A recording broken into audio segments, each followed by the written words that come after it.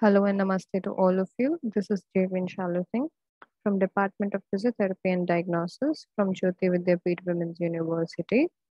In previous sections, we were talking about energy metabolism and nutrition.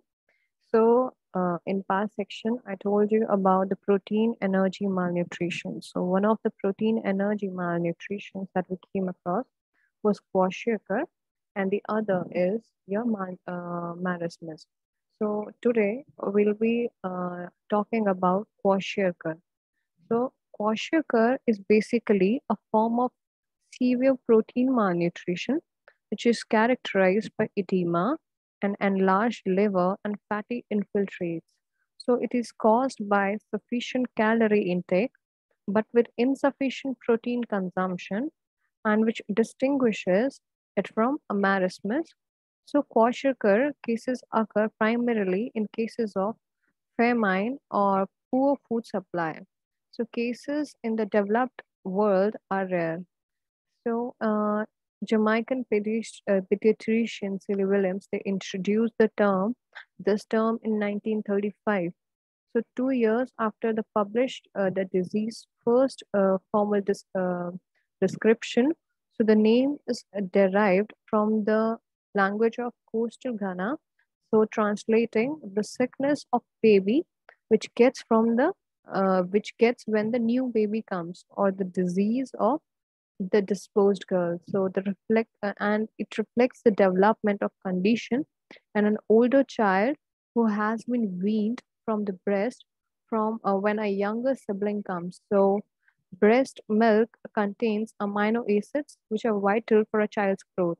And in at-risk populations, kwashiorkor may develop after the mother weans from child from breast milk and replacing him or her to a diet which is high in carbohydrates and maize and a diet. So what are the basically sign and symptoms which kwashiorkor a patient shows is that the defining sign of kwashiorkor is a malnutritioned child with pitting edema, swelling on the ankles and feet, and other signs will include a distended abdomen and an enlarged liver with fatty infiltrates. They will show thinning of hair, loss of teeth, skin or hair, depigmentation, and dermatitis. So children with kwashiorkor, they often develop irritability and anorexia. So generally the disease can be treated by adding protein to the diet. However, in a long-term impact on a child's physical mental development, the severe cases may lead to death. So in dry climates, marasmus is the most frequent disease which is associated with malnutrition. So another malnutrition syndrome, which includes cachexia, although is often caused by underlying illness, but there is important consideration in the treatment of a patient. So the patient with marasmus shows the following picture, which you can just see on your screen. And this is the condition of a grown child, which is seen when they are removed from the breastfeeding mothers, and you can see the all the prominent bones in there, and mm, now more about your kwashiorkor. So the causes of kwashiorkor lies that the precise etiology of kwashiorkor, it remains unclear. So several hypotheses have been proposed that are associated with and explain some, but not all aspects of pathophysiology of kwashiorkor. So they include, but not all limited to protein deficiency causing hypoalbuminemia, amino acid deficiency, oxidative stress, and gut microbiome changes. So lower protein intake is seen. So kwashiorkor is a severe form of malnutrition which is associated with deficiency in dietary protein, and the extreme lack of protein causes an osmotic imbalance in case of your gastrointestinal system, causing swelling of gut, diagnosed as an edema or retention of water. Now, extreme fluid retention is observed in individuals suffering from Kwashiorkor is a direct result of irregularities, and the lymphatic system is an indication of capillary exchange. So the lymphatic system serves three major purposes. So fluid recovery, immunity, and lipid absorption. And victims of Kwashiorkor, they commonly exhibit reduced ability to recover fluids, immune system failure, and low lipid absorption. So all of which result from a state of severe undernourishment, and fluid recovery in the case of a lymphatic system is accomplished by reabsorption of water and proteins, which are then returned to the blood, and compromised fluid recovery results in the characteristic belly distension observed in highly malnutritioned children. So capillary exchange between lymphatic system and the bloodstream is stunted due to inability of body to effectively overcome the hydrostatic pressure gradient. So proteins, mainly albumin, they are considered for creating the colloid osmotic pressure or COP, which is observed in the blood and tissue fluids. So difference in COP of blood and tissue is called oncotic pressure. Now the oncotic pressure is in direct opposition with hydrostatic pressure, and they tend to draw the water back into the capillaries by osmosis. So, however, due to lack of proteins, no substantial pressure gradient can be established to draw fluids from tissue back into the bloodstream. So, this results into the pooling of fluid, causing the swelling and distension of abdomen, which I showed you in the picture. So, the low protein intake leads to some specific signs: edema of hands, feet, irritability, anorexia,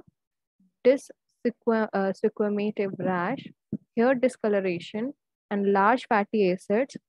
So the typical swollen abdomen is due to two causes: ascites because of hyperalbuminemia and low oncotic pressure, and enlarged liver failure. Now, ignorance of nutrition can be a cause. So a case was described by parents who fed their child cassava. They fail to recognize malnutrition because of edema caused by the syndrome, and they believe that their child was well nutritioned despite the lack of dietary proteins. So proteins should be supplied only for anabolic purposes. Now the catabolic needs, they should be satisfied with carbohydrates and fats. Now fat catabolism, it involves the urea cycle, which is located in liver and easily overwhelm the capacity of an already damaged organs. So the resulting liver failure can be fatal. So this means in patients suffering from Kwashiorkor, protein must be introduced back into diet gradually, and clinically solutions include weaning the affected with milk products and increasing the intake of proteinaceous material progressively to daily recommended amounts. Now, what is the diagnosis? So, Kwashiorkor, also known as edematous malnutrition, because of its association with edema or fluid retention, is a nutritional disorder in regions experiences famine. So, Kwashiorkor is a subtype of severe acute malnutrition or SAM, which is characterized by bilateral peripheral pitting edema and low mid upper circumference. So and a low weight of or too high Z score. So in additional clinical findings on physical examination will include marked muscle atrophy, abdominal distension, dermatitis, and hepatomegaly. So Kwashiorkor is distinguished from marasmus by the presence of edema. So WHO criteria for clinical assessment of malnutrition are based on the degree of wasting, stunting, and presence of edema from mild to severe. So now how you treat the patient who's showing the symptoms of Kwashiorkor? So according to WHO guidelines, there are 10 general principles for inpatient management of severely malnutrition children. First one is to treat or prevent hypoglycemia. Second is to treat or prevent hypothermia. Third is to treat or prevent dehydration. Fourth is to correct electrolyte imbalance. Fifthly, you can treat or prevent infection. You can correct micronutrient deficiencies or start cautious feeding and to achieve the catch up of growth. And you can provide sensory stimulations and emotional support, most importantly, and you can prepare for follow up after the recovery. So, both the clinical subtypes of severe and acute malnutrition, that is a Kwashiorkor and marasmus, are treated similarly. So, what is the prognosis for this condition? So, disorder usually resolve after early treatment, and the treatment is delayed. The overall health of the child is improved, but physical, that is reduced, or intellectual, that is mental disabilities, sequel are feared. So, without treatment, or if treatment occurs too late, death is inevitable. And a high risk of death is identified by a brachial perimeter that is less than 11 centimeter, or by a weight to height threshold that is less than -3 SD. And in practice, malnutrition children with edema are suffering from potentially life-threatening severe malnutrition. So this is all about the treatment and diagnosis and prognosis about the Kwashiorkor. And in next section, I'll be talking about marasmus. So until then, if you have any doubts related Kwashiorkor, you can contact me.